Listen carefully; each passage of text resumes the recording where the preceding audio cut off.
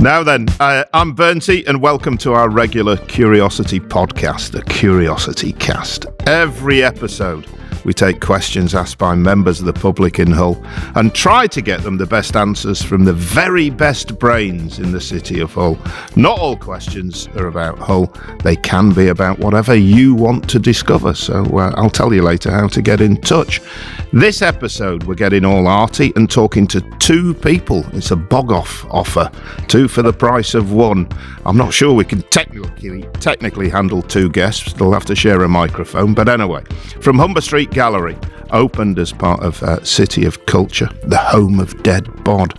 The gallery has several new exhibitions every year, sometimes really unusual stuff, but always interesting, as well as hosting events. With us today is the engagement manager, Dave Windass, nothing to do with weddings, and, well, it might be, and Matt Walton, who's communications manager. Nice to see both of you. Thanks for coming on the Curiosity Cast. Lovely to see you. Thanks for having us. So here's the thing. The questions come in from members of the public, and I'll throw some in as well.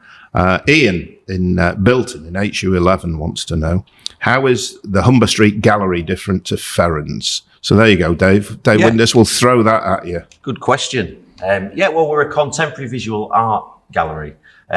So the biggest difference really is that where the Ferrens has a massive collection of historical pieces of work that it's collected since it's been open, we commission artists to create new work for our gallery spaces. So that's the biggest difference really. Right. We don't have a collection that's in a storage facility that we can wheel out. So it's a movable feast. Yeah, so we've got two main exhibition spaces, which we call brilliantly Space 1 and Space 2. There's some thought gone into that. I feel there might have been a big committee meeting there. There will have been. Back in the day, there'll have been really lengthy meetings to get to the bottom of what we should name these spaces. So we've got two spaces. Sometimes an exhibition will span both spaces on the two floors. So we've got a ground floor exhibition space, and then on the second floor of the building, we've got Space 2. So sometimes it's one exhibition that spans two floors, and then sometimes we'll have separate exhibitions in each of the gallery spaces. Okay, there is a third space, Matt, which I've not been up to very often because I'm not sure it's open very often. Space 3 might be the rooftop facility. Yeah, maybe we should call it that in the future. The rooftop facility. Well, Space 3, great name for it. But I think it's Bairn's space, surely. If Truck can have the Godward stage, then they can have the Bairn space. I don't. Let's not go too far, Dave.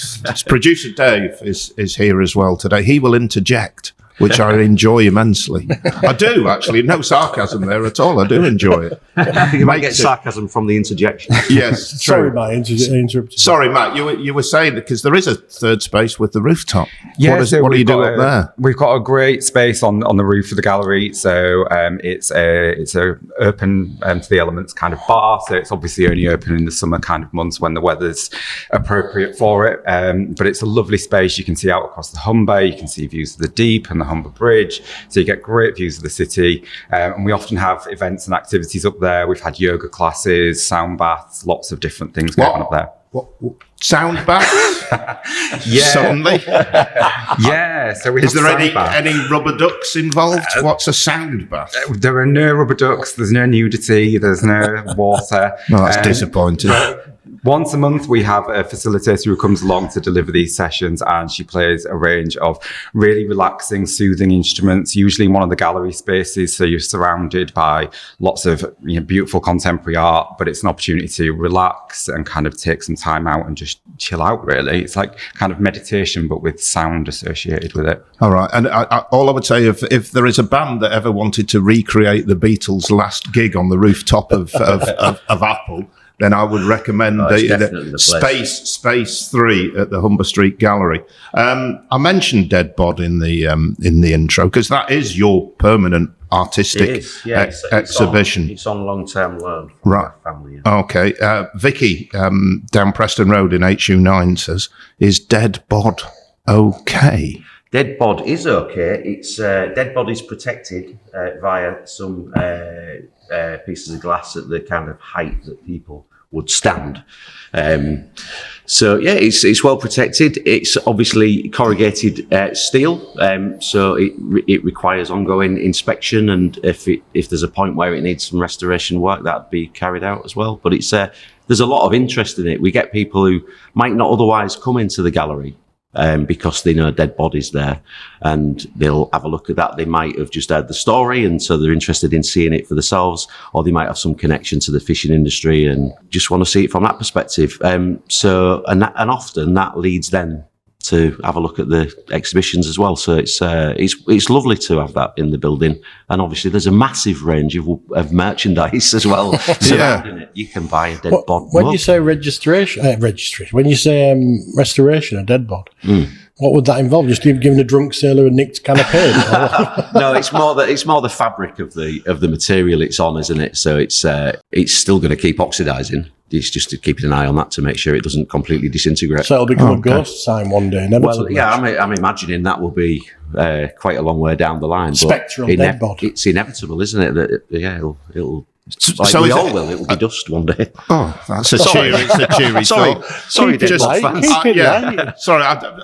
In that point, as Dave talked about oxidization, I should have done me Jennifer Aniston and said, "Here comes the science." But so, is there a long-term plan? I must point out, I'm not a scientist. Yes, at this point, I think none of us are.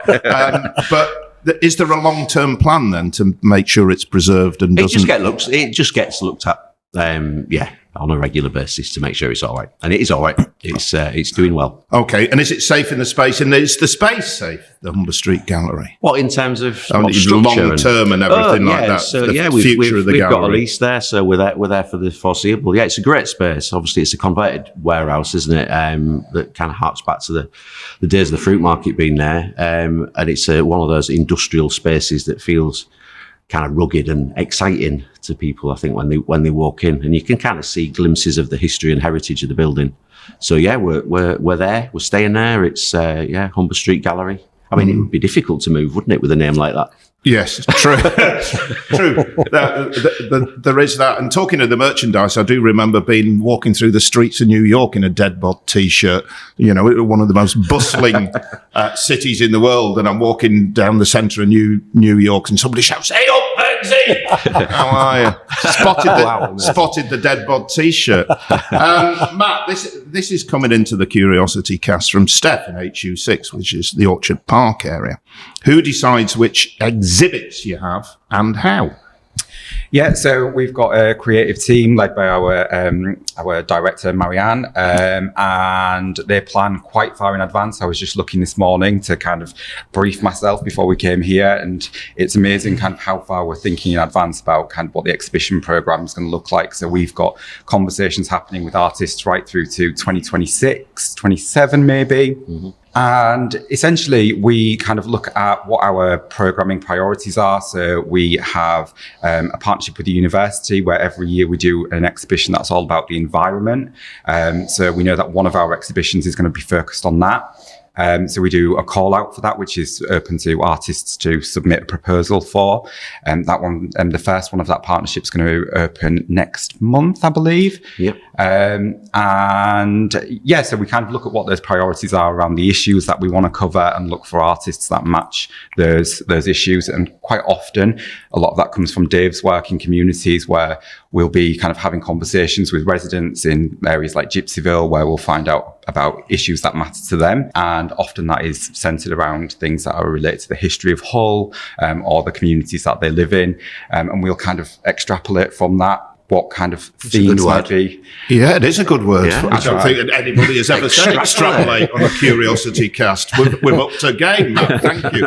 It's just mentioning that, the Gypsyville stuff, and we'll come to that in a minute. It's that you've got to find a balance, because presumably people do want the historical stuff, but you presumably have a remit to do new and challenging and different stuff. Yeah, how do you get the balance? Well, there's clearly an interest in history and heritage in the city, and people are really fascinated by that, and it's really engaging for people if we can somehow connect that to the history and heritage of the city and the region. But yeah, it is finding the balance really and the relevancy. But artists work in different ways and do different things. We had an artist that we worked with called Jack Pell, and that looked at mythology of estuaries and rivers. Right. So there was a sort of connection to the city of Hull without it being a direct connection, really. So yeah, it is a fine balance, and we do the work that we do in community settings and community spaces.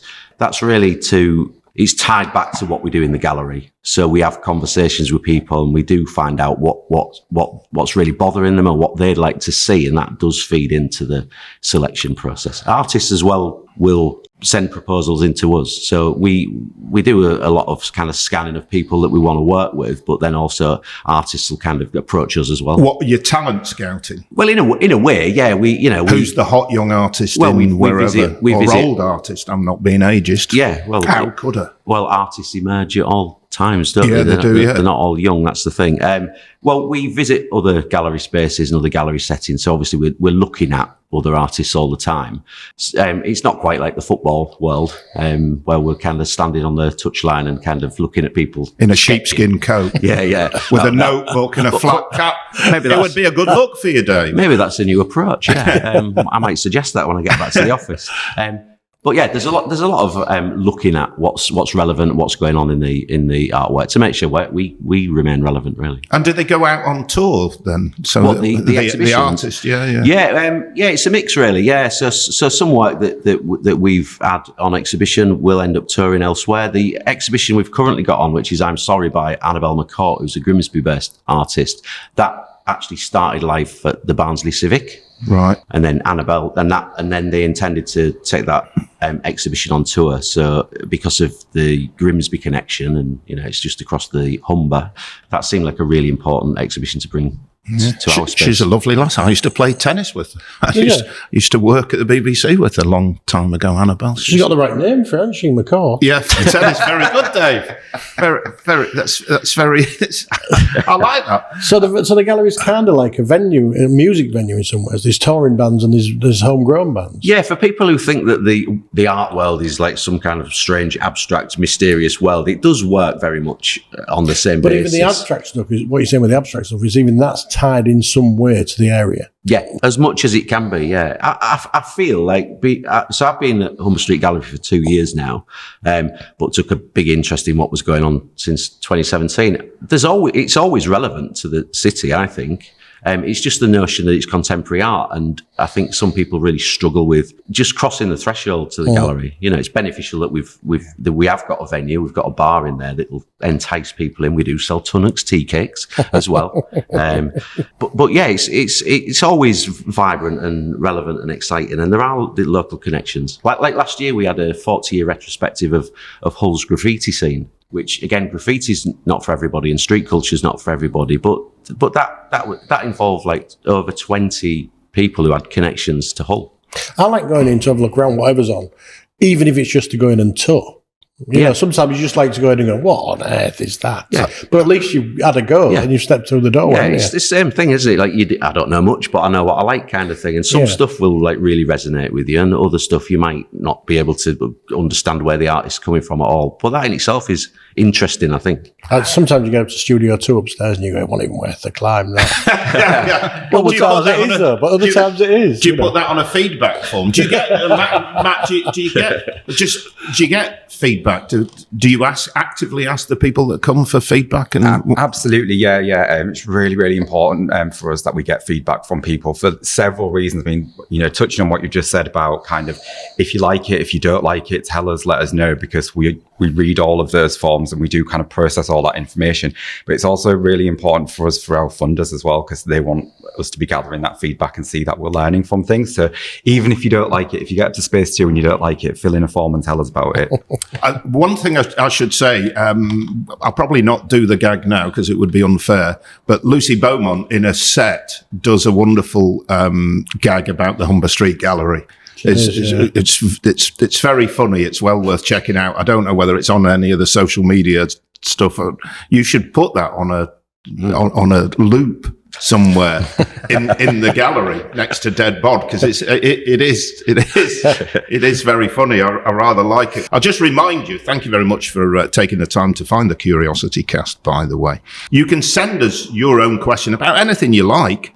We might not do it, but we'll try and do it if we can, if you've got a question about anything. And it's not just about the city of Hull and what goes on here. And we'll answer it either in the next podcast or in the content you can find on the Curiosity social feeds. So message us at www.curiosityhull.co.uk or find Curiosity Hull on Twitter, Facebook, Instagram, TikTok, YouTube, and we're so down with the kids. We're on Blue Sky as well. The TikTok's the kids. Yeah. It's a Blue Sky thinking podcast. I can only apologise.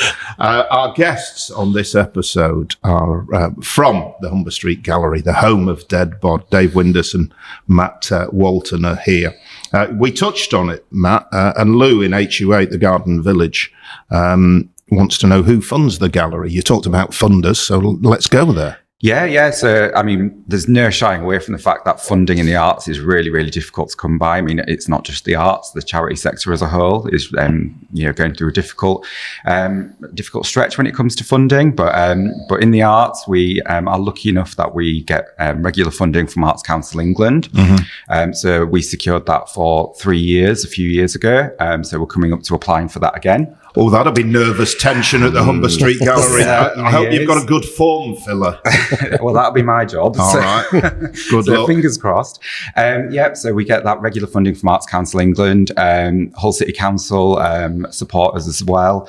And beyond that, it's a real mix of, we submit applications to various different trusts and foundations who fund the type of work that we do. And sometimes we're successful and we get funding from them. Other times, or more often than not, because it's a very competitive landscape, you don't get funding, so you have to submit an awful lot more applications than you need to be able to fund an organisation like Humber Street Gallery. So do all these organisations give you targets then, and you've got to hit your targets? And if so, how's it going? What are your numbers like? People coming in and all that sort of jazz?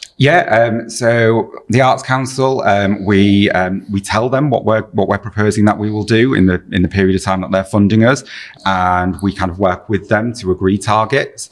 And sometimes it will be around, we will do this many exhibitions. And so obviously we know how many exhibitions we've got to deliver in a year. And other things will be more kind of like you just alluded to, the number of people that come through the gallery space and see the work, because they're just as much interested in people actually experiencing the work that we do. If we just did it and nobody came to see it, I don't think they'd be too happy. Thankfully, we exceed our targets in terms of audience numbers. We have done for the last couple of years. That's good.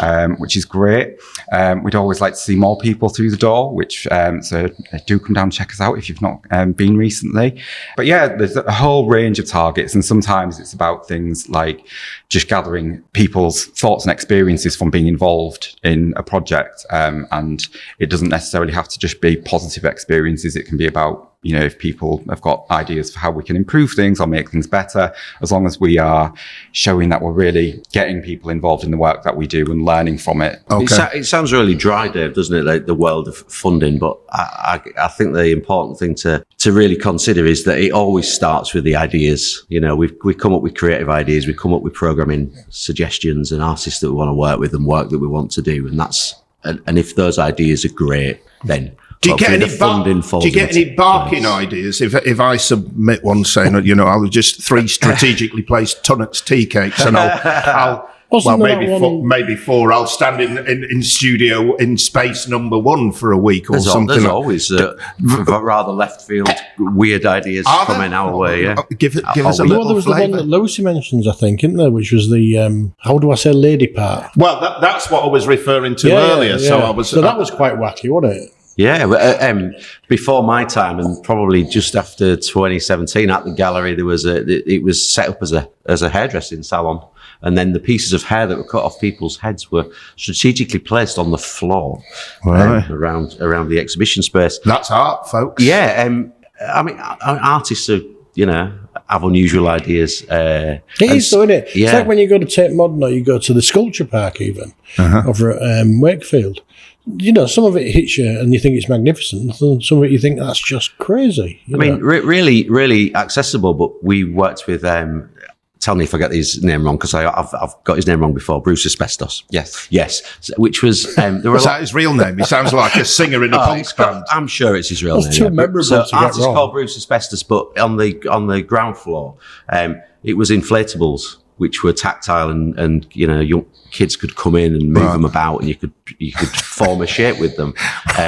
So that's on the surface. That's It's money for old bro. bit of an odd idea, but it was. I mean, it was great. I can't believe you've used the phrase "money for all." Terrible. It's art. It's art. We obviously have to counter that. It was part of a bigger exhibition, but the inflatables were really popular. But that to suggest to an art gallery, I want to do a load of inflatables and people can pile on top of each other and throw them about. Sounds great. It's a kid's birthday party. It was great. Yeah, that's good. All credit to Bruce Asbestos. Bruce Asbestos, and I'm currently talking to an artist who's going to do an event for us, who wants to bathe himself in public. So, see now, A sound bath. Or no, a that's bath. not a sound bath. No, that's Okay. part of Matt Walton. There'll be a lot of form filling there. Trust me. Can I ask a really frivolous question? Oh, It's about the pineapples on the front of the building. Is there any wider significance than it was the fruit market? I'll tell you why I ask. Just yesterday, I was looking at the kids' favourite TikTok, and I discovered that apparently on cruise ships, if you stick a pineapple to your door, you're a swinger. Right. Yeah. Wow. It's the new pampas grass. You have to have it. No, it is. It's the aquatic pampas grass. Right. You buy a sticker of a pineapple from the ship's shop, and apparently they sell a lot, and you stick it upside down on your door, and then people knock on your door. That's nothing to do with it. Around. That's not related. Not that I've been told. Just to reassure you, we do have an editing suite for the Curiosity Cast. We've gone in a totally unexpected direction. It's only because I saw it yesterday and I thought, where have I seen some pineapples? Oh, yeah, It is to reinforce the kind of connection to the fruit market area. Right. And I think You can the pineapple's quite a sexy little. We're not going to get a piece shock of it, if we isn't go it? to the rooftop bar. Well, I've not encountered one yet. Okay. I live in Hope. Moving swiftly on the Curiosity Cast. Returning to this refers to something we talked about earlier. Jan in HU4, which is Gypsyville. I've really enjoyed the Gypsyville events. Are there plans to do similar things elsewhere in the city? Give us a flavour, David, what you've done in Gypsyville, and then answer the question. Well, it's an interesting area, and from my conversations I've had with residents down there, they feel a bit neglected. It's at the end of Hesel Road or at the end of Boothry Road, depending on how you're approaching it. And then it's on the road that leads to Hesel, so they feel like the people that I speak to feel like they're in this forgotten part of the city, but they've got lots of positive things to shout about. We run a regular session which is called Coffee and Chat on a Wednesday, which is what it says on the tin. We have cups of coffee, cups of tea, biscuits, and we just talk, and we bring in guest speakers, which often people that otherwise might not turn up at Gypsyville Library where we do the sessions. So we've had stand-up comedians, we've had artists coming down running workshops, local politicians, broadcasters, stand-up comedians, I think I already said that, playwrights as well. So that's that on a Wednesday. On a Saturday, we run art workshops, and they're actually community-led now. So we place artists in residence in on a Saturday to run art workshops with families. Which are incredibly popular. And then some of the sessions are led by community members themselves who come up with their own ideas for creating pieces of art on a Saturday morning. And then we, in December, we've ran a regular Christmas lantern parade in the area as well, which is really popular. So we'll have lantern making workshops and going back to Jan's question, any plans to roll it out of Gypsyville? Yeah, well, it's trying to work in the areas of need, really, and there's other organisations in Hull as well that you'll be aware of. Back to Ours Freedom Festival, who work in various areas as well. There's no one's kind of going, you work there and we work here, and but it's where our work's most relevant. We work in terms of other community settings. We'll work with communities who are not connected by the place that they live in, but by like shared interests as well. So we're working with sports clubs as well and other groups that are formed like that. So it's more amorphous than just a geographical area. Yeah, it's not just about geographical place. So we work with schools and colleges and other clubs and places where people gather. Just mentioning Gypsyville, I've got a lot of affection for Gypsyville. In the last little while, I've been invited to judge a scone, cream bun scone competition, a cake competition, and I'm doing a sausage roll competition as well. Whereabouts is that? Where are you doing that? The church up just in his car. The church up the top of is it Askew Avenue? Oh yeah, up there. And I did one at the Johnny Whiteley Centre. Yeah, so we go down to the Johnny Whiteley Centre, which is also called the Westfield Community Hub on the days when that's in operation. That's a brilliant project. So we're doing some work with the hub and the people down there, which is great. So that was Jan's question. This is the last question on this episode of the Curiosity Cast, and it comes from Jackie in HU5 in the Avenues area. The Avenues. All right, she's bigging herself up here. How do I get one of my paintings in the gallery? Brackets, they're very good. Wow. Well, I would say the first step would be to, and there are no guarantees. Obviously, it's a very competitive market. I don't want to describe it as a market, but it's very competitive. And we are inundated with proposals and suggestions from people. I can't walk down the street, Burnsy, without someone saying, "How do I get my paintings in the gallery?" But the first step would be to put a pack together that demonstrates the work. So Jackie can do that. Do some kind of proposal, because we're interested in exhibitions rather than single pieces of work. Right. We don't sell work in the gallery. We're not a commercial gallery. So we don't do that. So if Jackie puts a proposal together with some examples of her work, my colleague who's the exhibition manager will look at that and make an assessment based on that. And then if there's a conversation to be had after that, if the work is as good as Jackie says it is, then that's what happens next. The alternative, Jackie, get the bus into town, wrap it up in brown paper, just go and sit in the gallery, buy yourself a beer, sit in a corner and unwrap it and just sit there. That's mine. Yeah. And then you can say to your pals, I've exhibited in the Humber Street Gallery. Yeah. There's always the Ferrens Open, isn't there? Not to distract from the Humber Street. Well, it's easy. That's, There is the Ferrens Open. I got it one year. It must be easy. Did you? Yeah, I did, yeah. We do bring in other exhibitions on a temporary basis. So we can bring in the facilities to exhibit small pieces of work within the cafe space. We've got some wall space down a corridor and on the first floor, on the first and second floors. So we can exhibit pieces of work elsewhere. It's how it fits in really with the bigger picture in terms of the funding, the long-term program. So it all has to kind of slot into place really. And we do occasionally do open calls as well. So, keep an eye on our website, our social media. And if there is an open call that, is relevant to the work that you do, then feel free to submit it. And my biggest recommendation for the Humber Street Gallery, apart from it being the home of the wonderful Dead Bod, and there's great stories behind that, it's got a lovely bar and it's got a rooftop, and it has got Space 1 and Space 2. There's a lot more that goes on in that building than people think about as well. There's a lot of workshops for artists to get involved with as well. There's a program of events that support the exhibition. So there's a lot going on all the time. Do check it out, the Humber Street Gallery. Our guests from there, Matt Walton and Dave Windass, on the latest edition of the Curiosity Cast. Thank you to them. Thank you to you for having a listen. Remember, you can ask questions and seek answers on the Curiosity website, www.curiosityhull.co.uk, or follow and befriend us on the socials where we're Curiosity Hull on all the main feeds, including Blue Sky. We'll be back very soon with more quality answers to whatever questions you'd like to ask. No pineapple stuff, please, because that has scarred me.